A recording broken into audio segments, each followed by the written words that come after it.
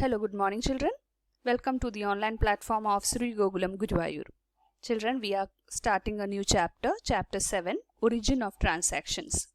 That is source documents and preparation of voucher. So, first of all, let us see what is the source documents. It is actually a written document which shows the evidence of a transaction and contains the details of the transaction. So, every businessman is supposed to have a source document which shows the evidence of the transaction which have taken place, and it gives the details about the transactions. Some of the examples of source documents are cash memo, invoice, or we can also call it as a bill, and receipt. Now we will discuss about each of the source document in detail. The first one is the cash memo. It is prepared by the seller when goods are sold against cash. So whenever there is a cash sale, the seller produces a cash memo. So whenever you go to a shop and purchase some goods or some items, you will get a cash memo, that is, which is provided by the seller. It has the detail of the goods sold, quantity, rate of each item, and the total amount received beside the date of transaction. So in front of you is a cash memo of a company, that is of a silk and sari, Chabra silk and saris, we can say, and in this address of that shop is given. On the right hand side you can see the date mentioned, and this is the quantity of the product and description about the goods purchase, rate of one product, and the total of the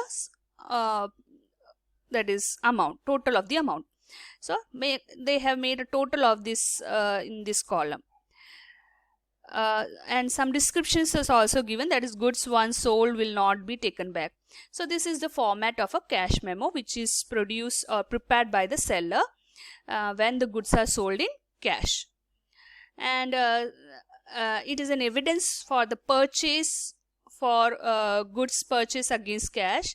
See, if we are talking of evidence for a purchaser, that is, if we are purchasing the goods, this is an evidence for our purchase, and from the seller's point of view, it is an evidence for the sale for cash.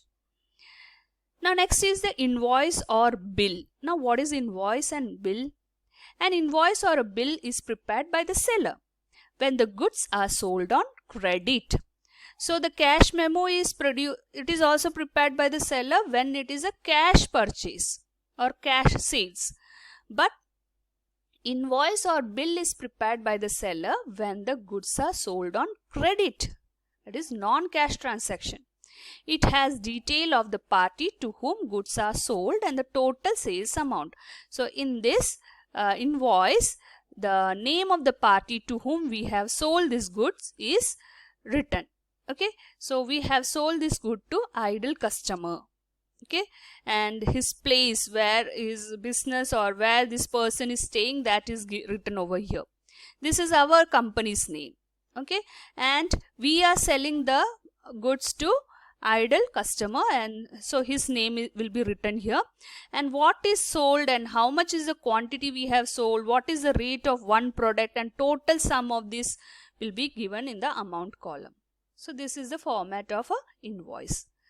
Moving forward, receipt. When cash or check is received from a customer, a receipt for the amount received is issued. The receipt is prepared in duplicate. The original copy is given to the party making the payment, and the duplicate is kept for record. It has details of date, amount, name of the party, and the nature of the payment. So this is the format of a receipt.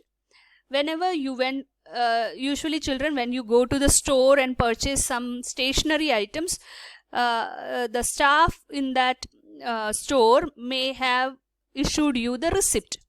So you have seen the slip related to receipt. Here in this, the name of the company who is producing the receipt is given, and receive with thanks from whom the amount have been received, that party's name is written over here. The amount is written here. If it is a check, that check number will be written, or cash detail will be given with date. And if it is a check, the check drawn on which bank it will be mentioned over here. And even the invoice number, that is purchase number, will be written over here with dated. So this is the format of a receipt. Okay. Now next is pay-in slip. So if you happen to visit in a bank, you may have seen this. This is what? Pay-in slip is a source document used for depositing cash or check into the bank. If you want to deposit check or cash into the bank, this form have to be filled up. And it consists of two parts. This slip consists of two parts. Counterfoil it is known as, and which is retained by the depositor. So this small slip is given to the customer, and this part of the pay-in slip will be taken by the bank. Okay. So pay-in slip is used for depositing cash or check into the bank. Now next is check. Check is a document in writing drawn upon the bank with which the account is held and is payable on demand. So check is something which is a document in writing. Okay, we have to write and it is drawn upon the bank where we have our account, and it is payable. That check have to be cashed on demand. Okay, the bank supplies the check form. So from where we will get these checks, it will be supplied by the bank. The name of the party to whom payment is to be made is written after the words pay to. So to whom this check is issued, that party's name has to be written. Then the amount is written both in words and figure, and date, and a check is dated and signed by the drawer.